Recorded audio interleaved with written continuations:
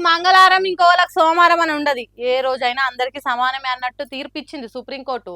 BRS సర్కార్ ఉన్నప్పుడు 2 MLC సీట్లు ఖాళీ అయితే కేసీఆర్ దాసోజు శ్రవణ్ను సత్యనారాయణను నియమించిండ్రని గవర్నర్కు పంపిండు.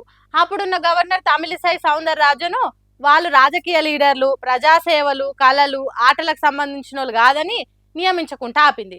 తర్వాత కాంగ్రెస్ సర్కార్ వచ్చుడు, గవర్నర్ తమిళిసై పోవుడు టాకా జరిగినాయి. కొత్త వచ్చిన గవర్నర్ కు ప్రొఫెసర్ కోదండరాం పేరు, అట్లనే సియాసత్ అనే పత్రిక సంపాదకుడు అలీఖాన్ పేరుని చెప్తే గవర్నర్ ఎంబటే ఓకే చెప్పిండు.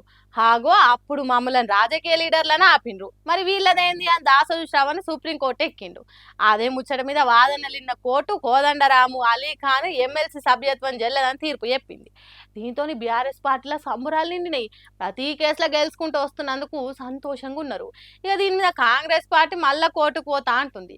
కోదండరాం ప్రొఫెసర్గా పనిచేసిండు, అది ప్రజాసేవే. అలీఖాన్ పత్రికా సంపాదకుడు, అది కూడా ప్రజాసేవ కిందికే వస్తాయి. బీఆర్ఎస్ పార్టీ వాళ్ళు కోర్టులను తప్పుదోవ పట్టిస్తున్నారని దాన్ని మేము ఎదుర్కొంటాం అంటున్నారు. మరి చూడాలి ఏం జరుగుతుందో ముందు ముందు ఈ హోరాహోరీ పోరాటంలో.